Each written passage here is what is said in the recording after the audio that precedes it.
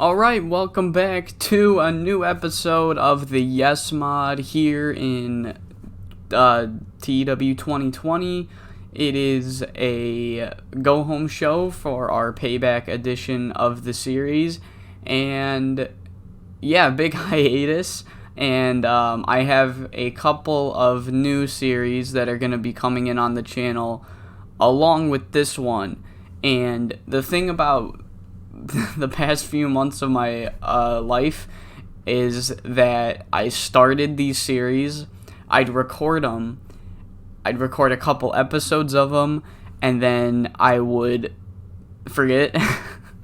And so I'm gonna have like 4 series total on the channel going forward, and in those series I talk about how this save is gonna be ending abruptly before Payback, and a couple months go by, and those series are going to be starting, and this one's actually going to be continuing. I found it in me. I have pre-booked a lot into the future of this one, and it actually got me really excited to continue it, and I've pre-booked a whole feud out to SummerSlam. I've pre-booked a couple of SummerSlam feuds, and I've even pre-booked a very loose pre-book, but it's still pre-book out to the main event of WrestleMania this upcoming season. And I'm just saying all this because when those episodes do eventually drop, I talk about how the save is going to be ending, and I just want you all to know this episode is being recorded on May 12th of 2022, and as of right now, the series is not going to be ending. So there's going to be a lot of confusion, but a few months from now, all the series are going to be continuing, hopefully, and it'll be clear that what's going on. So on to the actual episode of Raw. We do have a full show pre-booked. There was one match that I could not pre-book, and that is our opener for tonight. And if you guys remember, on the last week's edition of Raw, Triple H told Kofi Kingston, Shelton Benjamin, Zack Ryder, Antonio Cesaro, and Ryback that those latter 4 men are going to be in a tag match, and to keep Kofi Kingston himself busy, he will have a United States Championship match against anybody from NXT. So I could not pre-book that match because I wanted to borrow them instead of call them up and send them back down, because it might fuck up what I'm doing on NXT.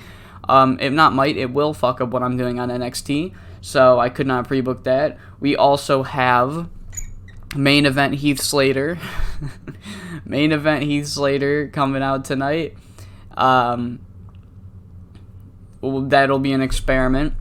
Luckily for us, the marketing of this episode is going to be solely around the NXT Super Tuesday, so we can just pretend like this experiment didn't happen.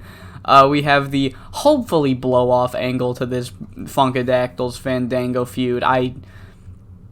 It's just going on to give people something to do, and I hate it. I hate this feud so much.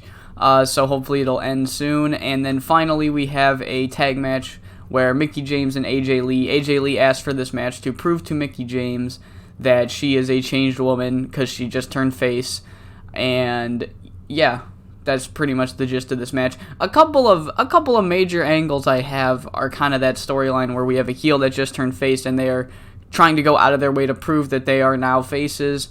The whole Miz angle, the whole Miz storyline of the save so far has really just been that. So, yeah, let's just get right into the show. And speaking of the whole Miz angle, we kick off this edition of Monday Night Raw with the Miz coming out, and he's flanked by Alex Riley and R-Truth. And he says, "Later tonight, me and John Cena are teaming up."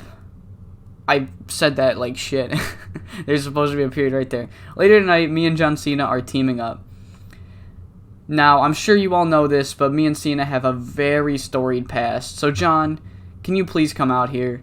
And John Cena makes his way down to the ring, and before John can even start talking, Miz really begins to do the thing that he did with Alex Riley and R-Truth, where he goes out of his way to really be like, "I'm sorry about the way I acted. I was a complete dickhead.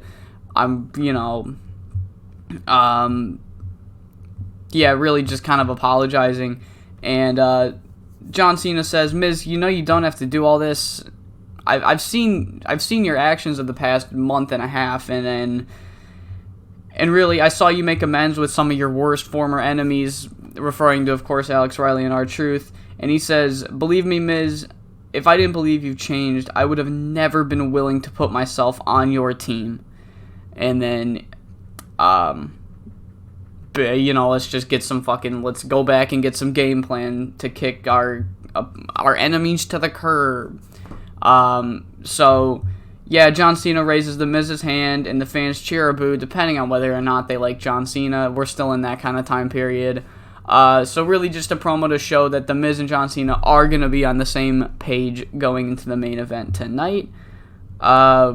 We then have the big reveal. Kofi Kingston comes out with the United States Championship ready for his title match, and Triple H comes out and introduces Kofi Kingston's opponent, the man that will be facing Tyson Kidd on NXT for the NXT Championship.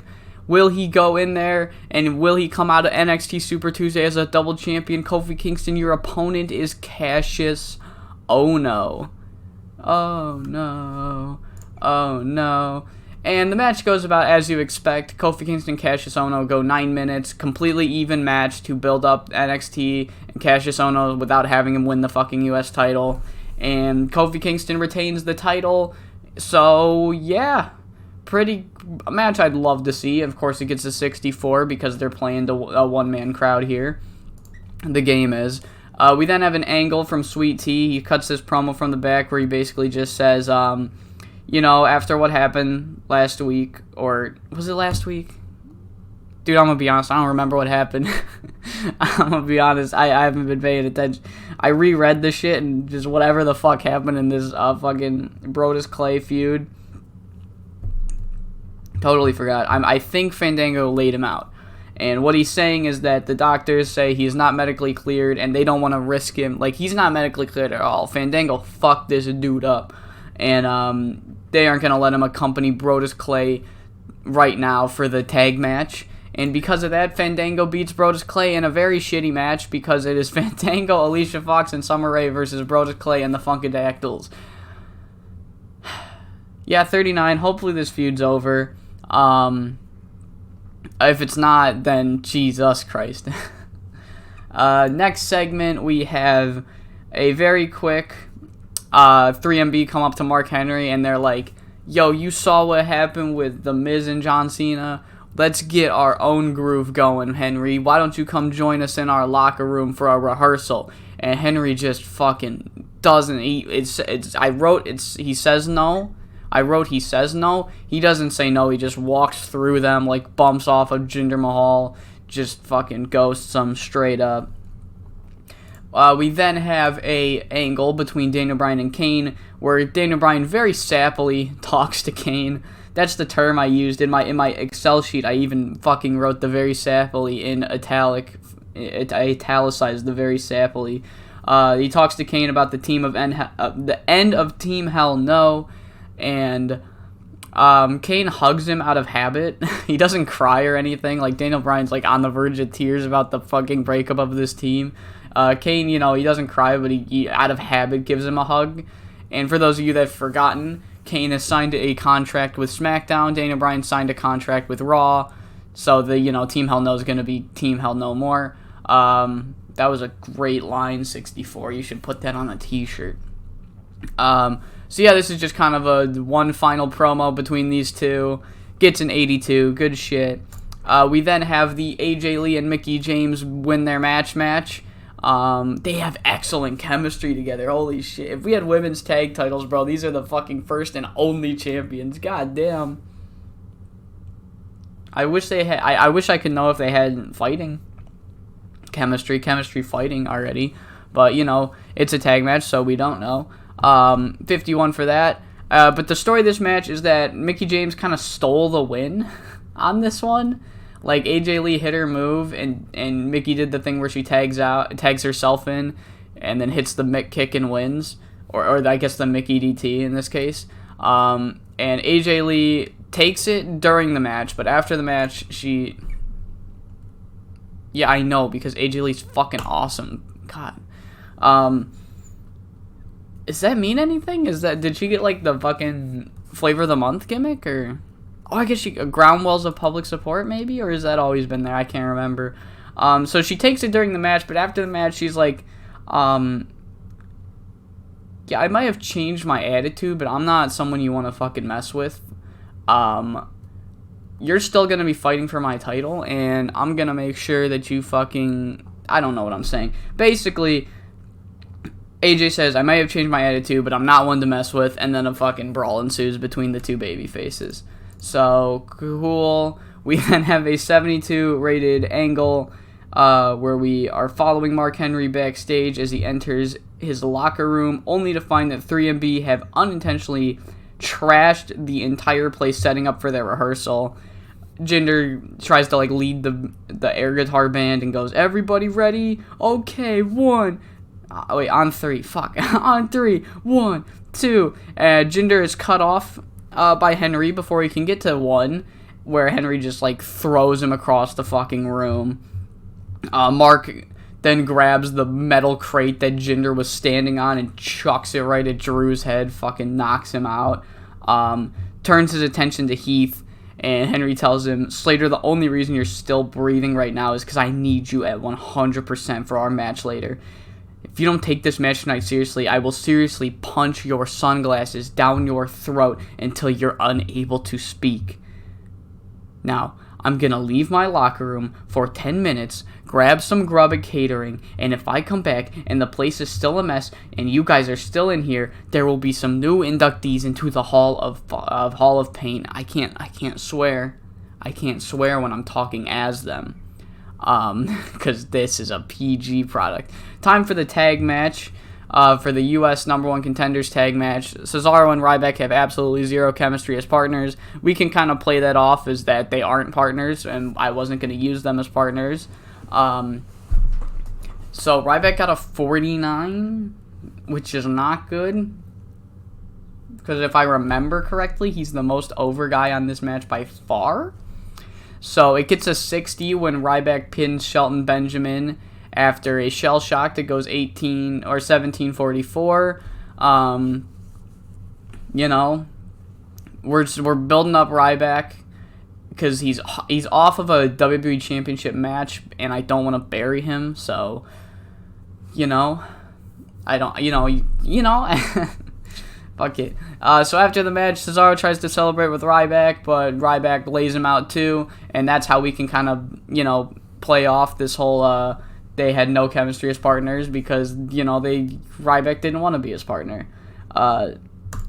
We then have a Shield promo. They just kind of cut a cocky promo about Team Hell No's End.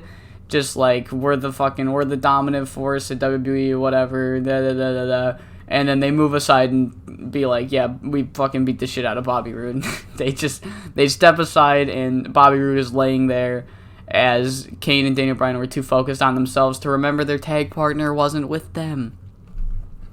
Main event time, and in a match that shocked nobody, John Cena won.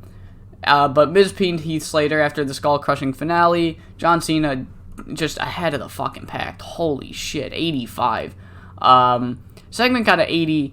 This actually did pretty well for Heath Slater being in the main event. I did not see that coming. I really expected this main event to bomb, but, obviously this is not SmackDown, so matches that I expect to disappoint overachieve, and, got an 80. And to end the show, we have Mark Henry. He fucking kills Heath Slater, and he just looks angrier than ever going into the WWE Championship match on Payback. So maybe John Cena kind of poked the bear a little bit by, I don't know if it was John Cena that put the match together, or he greenlit it, or what I was meant by the fucking promo I wrote. He made the challenge. That's right. He made the challenge. So maybe he poked the bear a little too much by putting Henry with Heath Slater. So yeah, but 86 to end the show. This should be a pretty good Raw. Yeah, 81. 81, good stuff. So yeah, I think, I can't remember. I think I edited so that SmackDown would finish these shows. Maybe I should, I think, we're going to go to either SmackDown or NXT depending on what I decide during editing, because I don't know if I want to have the Super Tuesdays close these weekly episodes, or if I should just keep the status quo and whatever airs on TV first is what we see. So most likely we're going to be taken to NXT, but in case we're not, let's get ready for SmackDown. Alright, it is time for our first ever NXT Super Tuesday. If you are new to this series and hopping in just now, not watching the previous videos, I asked you guys when the save first started if you wanted me to start takeovers early or if you wanted me to go without doing takeovers until they actually occurred in real life. And I got only a couple of comments in response, but they were both pretty split, so I made a compromise as to where we will hold off on doing takeovers until 2014, but until then, every 5 weeks, so after 4 weeks of normal NXTs on Wednesday, we will hold an NXT Super Tuesday show. Super Tuesday is a gimmick they did, I believe, twice during the Wednesday Night Wars, and it's something I'm just stealing and bringing it back so we can have these big major events that we are building to on a weekly basis, but they're not pay-per-views. So these are kind of like our preludes to takeovers. I believe we're going to have about 7-8 of them before we get to the takeovers. So this is our very first Super Tuesday, and I pre-booked this a while ago, and I got really excited while actually booking it in the game. It's a very good show, in my opinion. We have 5 matches pre-booked for tonight. CJ Parker versus Alexander Rusev. NXT Tag Team Championships. Enzo and Cass take on the champions British Ambition. A triple threat match between the 3, I guess, biggest up-and-comers in NXT. Guys that aren't at the top of NXT yet, but really can be. Corey Graves, Derrick Bateman, and Tanga Loa. We have the semi-main, the women's match, Charlotte Flair versus the debuting Sara Del Rey, made her first appearance on the previous NXT show, and then our main event for the night, for the NXT Championship, Kassius Ohno versus our current champion, Tyson Kidd, who we brought down to NXT, and he's going to be here for a little bit, so we gave him the fucking belt, because he should have won the belt when he came to NXT. Maybe I did a little earlier than I probably should have, but we needed to get the belt off of Big E ASAP. Yeah, let's get into it. It is time for NXT Super Tuesday, and we open the show with William Regal making an announcement. He says he does not want any bullshit. Well, he doesn't phrase it like that. He does not want any shenanigans happening on this first edition of Super Tuesday. It's a huge night for him and NXT as a whole. He doesn't want anything going wrong. So in tonight's main event, he will be making Sami Zayn the special guest. Is it enforcer or referee? Enforcer. He's making Sami Zayn the special guest enforcer to call it down the middle because he trusts Sami Zayn. He knows Sami Zayn's not going to do anything wrong. So, yeah, that's how we open it. And then opening our first match of the night, 42 rated match between CJ Parker and Alexander Rusev. And Alexander Rusev wins 7-13 after the Accolade gets locked in. My fucking dog barked and I lost my train of thought. I think we're good. I think that's really all that needs to be said. Before the tag team match can get underway, the alliance of Baron Corbin and Mojo Rawley have really been a thorn in the side of both the British Ambition and Enzo and Cass. So the British Ambition get Angelo Dawkins and Jason Jordan, who is going to be a team of ours going forward because they're 2 guys where we don't have either of their partners. They aren't debuting anytime soon, so team them up now. They help them kick Corbin and Mojo out of the arena, and yeah, so we can get a full, fair, even tag team match for the titles.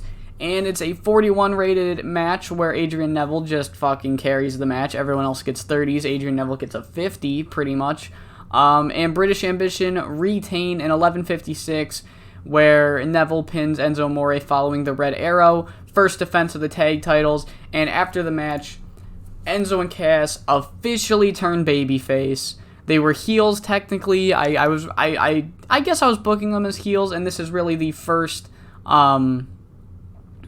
babyface turn, and I forgot to fucking... Oh my god, I'm so stupid. Oh, I forgot that I'm... Ugh. That's one thing that annoys me about this game, is that you have to set the turn. Damn it. I got an idea. We're gonna do something. Let me do the angle first, though. Okay, so Enzo Amore and Colin Cassidy shake hands with Enzo and shake hands with Oliver Gray and Adrian Neville, officially turning them face.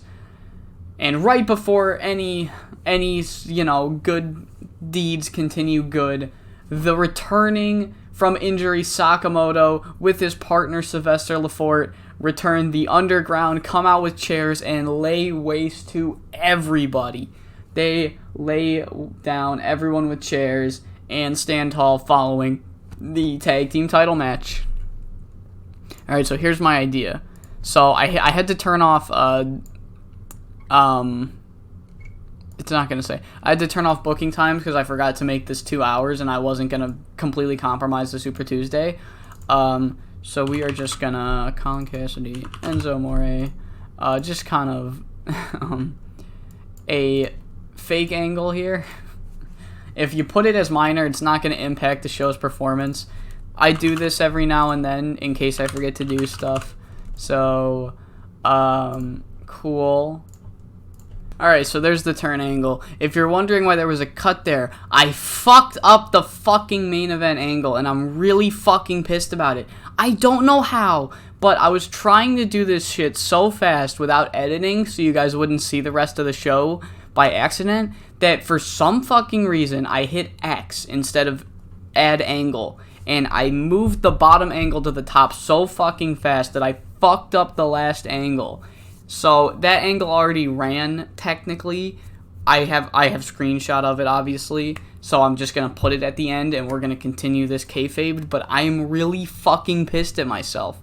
I just recorded SmackDown and I said something went fucking wrong, didn't it? Because it always goes wrong. Something always fucking goes wrong. But here we go. They turn babyface. God damn it! I can't fucking do anything right. I swear to God. All right. So we then have a promo between Charlotte Flair and Becky Lynch, where Charlotte and Becky just kind of, oh, why the fuck do I have to wrestle Sara Del Rey? She's not a real legend. Generic promo. I'm not even gonna bother. I'm too mad to do a fucking promo right now. The triple threat between Corey Graves and Derrick Bateman and Tanga Loa goes 16-15. Really good match here, where Tanga Loa gets the victory. Fuck off, Norton. Holy shit. God damn it. Fucking God, everything's going wrong. Alright. Every time I'm excited for a show, it always fucking, shit like this always fucking happens. Why can't I have anything in life? Why can't I have anything in life? Tanga Loa wins. He pins Corey Graves, and... yeah, he was the weak link, though, which is a shame, because he was my favorite in the match. That's why I put him over. Great. That got a 44. We then have Kassius Ohno going into William Regal's office to talk to him, why do we need this special enforcer? And Regal just responds, you know exactly why I made Sami Zayn the special enforcer. I can't trust you, Kassius Ohno. I'm not ruining tonight like 64 is with the booking, okay? No, we're not doing this. Don't come in here and play dumb with me, because I'm not a dumb man, Kassius. So go back out there and get ready, because now you actually have to put in real work to win that NXT Championship. 42 rated angle, the Sara Del Rey and Charlotte Flair match is about to get underway when everybody at ringside, which would be Becky Lynch, Paige, and Emma, they get into this scuffle, and the referee, knowing what's going on with William Regal, knowing he doesn't want this night over or to be messed up, the ref makes the decision to throw everybody out. Becky Lynch, Paige, Emma, all of them are out. Everyone's gone from ringside, a move that will make William Regal very happy to get a nice, even, long 16-minute, 41-second match between the two, where Sara Del Rey defeats Charlotte Flair in her NXT debut, 48. Sara Del Rey almost gets a 50. Good shit from her. And following the match, William Regal comes out with this thing, and this giant thing, and it's covered in a cloth, and everyone in the building knows what it is, because every time in wrestling something that comes out and it's covered with a cloth, it's always a championship. So William Regal takes off the cloth, reveals the NXT Women's Championship, the original design, the first gray oval. That's the championship we're using. And he announces that we will have, building up to the next Super Tuesday on each week of NXT, we will have 2 matches for the NXT Women's Inaugural Championship Tournament. And since Sara Del Rey won her match tonight, she will be getting a bye in the first round. It will be an 11-woman tournament, and Sara Del Rey gets a first-round bye now. And Charlotte Flair is furious. Sara Del Rey is happy. Everybody in the locker room, every woman in the locker room is happy except Charlotte and Becky right now, because they're getting their own fucking championship. And before our main event here, I guess I was doing a babyface. Party Animal in terms of success. Alright, cool. So we get a hype package for Adam Rose, the 24-hour Party Animal. Just a quick video package. We just finished up with the Luchasaurus video packages. Now it's time for Adam Rose's video package. Alright, and we have NXT Championship, Tyson Kidd versus Kassius Ohno, 69. Holy shit, Ohno got a 65. Oh my god, they almost pulled a fucking 70. That's incredible. Oh my god, Tyson Kidd goes over in 21:45 with the dungeon lock. I'm assuming it's some sort of sharpshooter. 69 rated match. Pretty good. Holy shit. Way to close out. Way to turn this show around, guys. So, yeah, nice job. Tyson Kidd able to beat Kassius Ohno. It is still a long match because they are very even competitors, but since it was even, Tyson Kidd's able to go out with the victory. Following that match, here's the screenshot of the angle that I'm running. It's Tyson Kidd and Sami Zayn in the ring doing Sami Zayn raising Tyson Kidd's hand when Tanga Loa runs in. He won his match earlier. He runs in, he ruins the Tyson Kidd celebration, and he holds up the NXT Championship. Tanga Loa is not waiting any longer. He is going to be inserting himself into the title picture, and the announcers put over on commentary that on the next NXT, we will see Tanga Loa and Kassius Ohno versus Sami Zayn and Tyson Kidd. And I forgot to do this during the last angle. However, the first 2 matches in the tournament, I'm pretty sure I've already shown the bracket. So, yeah, let me... Fuck. Maybe I didn't. Maybe I haven't made a bracket. If I hadn't made a bracket... here's the bracket now. Cool. The first 2 matches that we are going to be doing on the tournament are between women that are already established on the roster. So we have Emma versus Sasha Banks and Ashley Miller versus Charlotte Flair. There we go. That is the first 2 matches of the tournament. And that is all the matches pre-booked for our next edition of NXT. Let's see how this show did. 67, despite me moving the wrong angle up. Tanga Loa crashed the celebration before his match even happened. There's the turn angle. Pretty good show. Other than the fuck up and me getting genuinely angry there for a minute there. I hope you all enjoyed this edition of NXT. And it is now time for SmackDown. Alright, it's time for SmackDown. How was Super Tuesday, guys? I hope it went well. I don't know yet. I haven't booked it yet. And I can only imagine that shit went wrong, because it always fucking does. So yeah, I have decided... I've just finished booking Raw, and I have decided that SmackDown will be going at the end of this video. I just feel like it's more... it just feels right to show you these in the order they would air in real life. So yeah, it is time for SmackDown, and we will ask the age-old question every time we go into a new SmackDown. Will this episode of SmackDown disappoint again? Because that's all it fucking does is disappoint, is SmackDown. So we have 4 matches actually pre-booked. I forgot to pre-book our main event, but I have TV pre-booking penalties turned off. I just like to do it anyway to, how do I want to say, claim I'm a better booker than WWE because they don't pre-book shit. So we have Tamina Snuka versus Caitlyn. That is a very not minor, but very quick feud that we've had on SmackDown after Caitlyn lost the Divas Championship.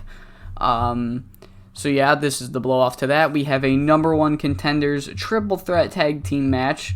It was originally going to be between the Cologne Cousins and the Usos, but Damien Sandow convinced Shawn Michaels to add him and a partner of his choosing that we still don't know yet into that match. So that's going to happen. We have the Christopher Daniels and Scorpio Sky versus the Great Khali feud concluding tonight as Christopher Daniels takes on the Great Khali. Let's see how good Daniels can make that match. And then our main event, which I forgot to pre-book, is a Classic 64 go-home show tag team match between two of the 3 biggest feuds on SmackDown currently, as Alberto Del Rio and Sheamus will team up against Dolph Ziggler and Chris Jericho, as Jericho will take on Del Rio at the pay-per-view, and Sheamus is fighting for the world title at the pay-per-view. So yeah, without further ado, let's get into this edition of Friday Night SmackDown. We open tonight's episode with Paul and Brock Lesnar cutting another promo, this time somehow even being cockier than the last one, and RVD just has had enough of these fucking promos, and he interrupts this one before it can really even get started. He doesn't make Brock Lesnar flee, but he blindsides him with a nice roundhouse kick and hits the Rolling Thunder, and Paul Heyman convinces, let's say, I was going to say he drags Lesnar out of the ring, but I don't think Paul can do that. Brock has enough wherewithal to roll out of the ring, and Paul Heyman's kind of like, yeah, let's get out while we can. And nice 70 to open the show. And we have Xavier Woods versus a local worker, as this is a instance of me forgetting that Woods is still in the unimportant category. I signed Anthony Henry he's not a part of the roster, he is a local worker. 23, 244. Yeah, I think I explained this already, but I'll do it again in case I forgot, in case I haven't, because I did forget if I've explained it. The way I am going to be booking in this save is that matches with local workers are going to go those realistic 2-minute squash matches, where it's like one-sided, where it's like Christopher Daniels versus, let's say Kurt Hawkins. I think I actually ran that match. Maybe I explained it after that match. Whatever. That match is going to go like an 8-minute, it's going to be a decent match because I want to really establish that our guys, the guys that are actually signed to the company, are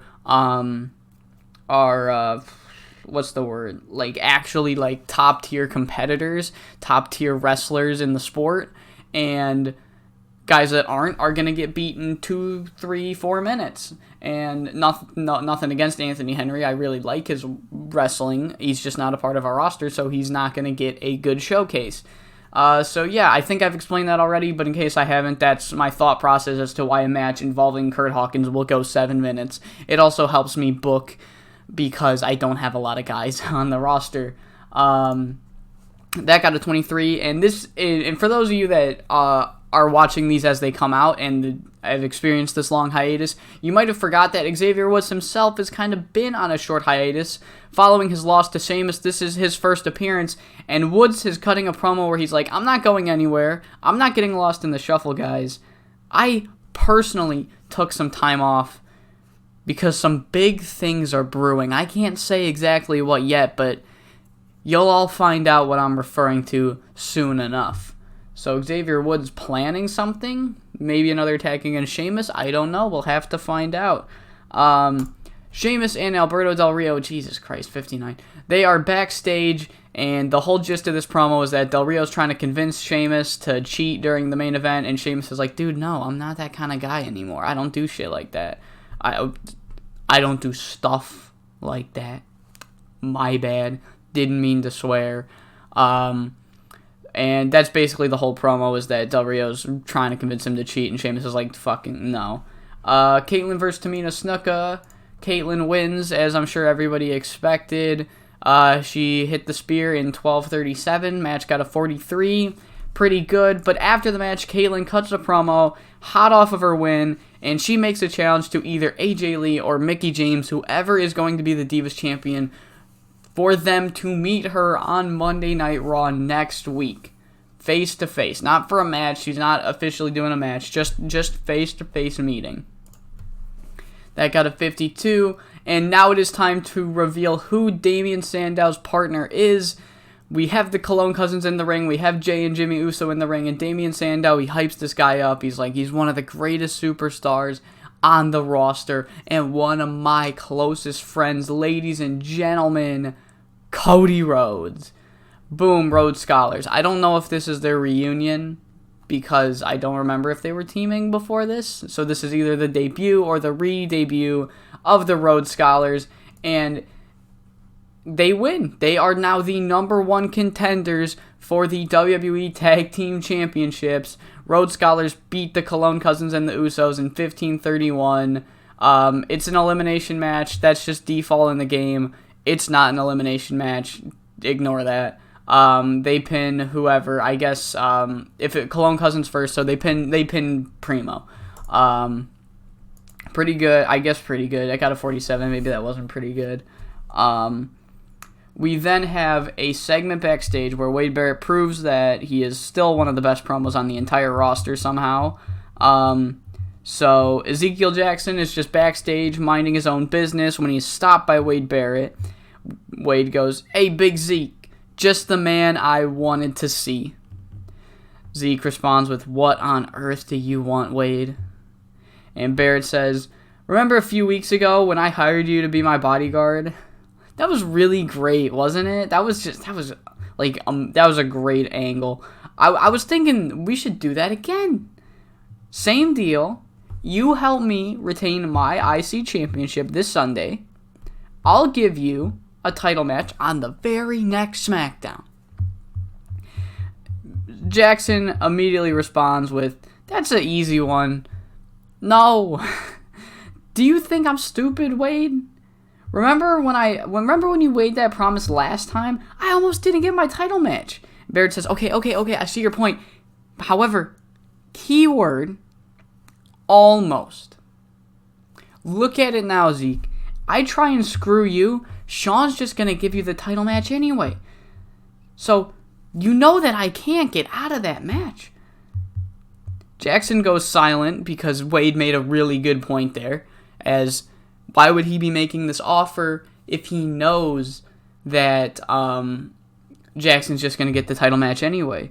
So, he goes silent, but he still has this mean look towards Barrett, and Barrett says, okay, all right, I see you're still on the fence, so how about I throw in a little financial incentive. So how does an IC title match and some extra money sound to you? You don't have to give me an answer now. Just let your actions speak for themselves at the pay-per-view. I'm really looking forward to what you do as our special guest enforcer at Payback, champ. He gives him a pat on the back as he walks off. Barrett really thinks he's sealed the deal this time. Jackson, I mean, that's a good fucking deal. Barrett gave Jackson a good deal there. So yeah, after that, it is time for the Daniels and Great Khali match. However, Shawn Michaels stops the duo of Daniels and Scorpio before the match, and Shawn says, "We're not doing this. So Scorpio, you're not allowed out there. You are banned from ringside." However, to Shawn Michaels and the crowd's shock, the duo are very calm about this. It's almost like Christopher Daniels and Scorpio Sky knew Michaels would do that. So it's time for the match, and the reason they were so calm becomes very evident once the match concludes, as Christopher Daniels is able to beat the Great Khali with we'll say the BME, because I don't know what the Angel's Wings are, but it likely not hitting him on the fucking Great Khali. And he hits the BME following interference from Xavier Woods. So Xavier Woods made it very clear that this is what he was talking about, as the trio of Daniels, Woods, and Sky then celebrate together. 59 for that angle. And right before we can get into our main event, fuck yeah, 64, Rob Van Dam meets with Paul Heyman backstage real quickly just to tell him, I came back to the WWE because I know I've still got what it takes. I still have it, Paul. And I know that Brock is way too busy underestimating me to win our match at Payback. So I'm going to go out there on Sunday and prove to the world what I already know, that I've got what it takes. I'm going to beat Brock, and you're going to fucking fuck off, Paul. You're going to fucking go to Raw or whatever, and I'm going to beat Brock. I'm going to challenge for the world title. I'm going to be the next big... I don't know. I didn't write this promo out. You get the gist. He's confident in himself. Main event time, 71. That's better. Surprisingly, a tag team main event match with Heath Slater did better than a tag team main event match with Sheamus, Del Rio, Jericho, and Ziggler. Don't know how that happened, but what can you do? 71 for this match, and the story of this match is that Del Rio ends up trying to cheat. It works.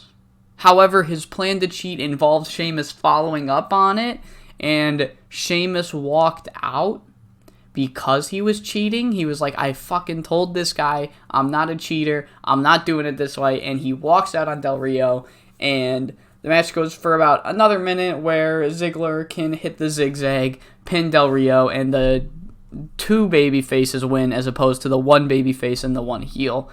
71 to end the show.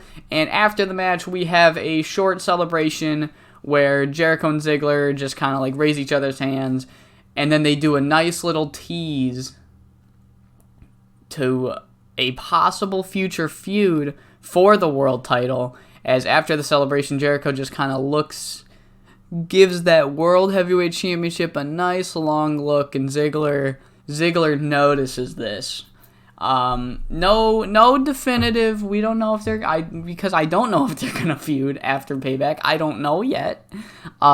Just a nice tease in case I end up going for that. So 78, and the show gets a 75. God damn it. Just fucking one time I want a SmackDown to not lose its popularity. I don't get why it's so hard for SmackDown to do well. Frustrating. So that's going to do it for this episode of the Yes Mod. I hope you all enjoyed, and I hope you're all excited for Payback. Don't know when Payback's going to be up. I'm really, really working on a good recording schedule, because recording is the hardest thing for me to do right now. So, yeah. Hopefully we don't go on another multi-month hiatus, because that's not what I want. And I hope you all tune in for Payback. It will be a premiere. All my pay-per-views are premieres that'll go for this series, the SWF series, the end of Dave, whenever I want to record that, because I really am not in the mood still to finish recording Dave. Not having fun with the save, to be honest.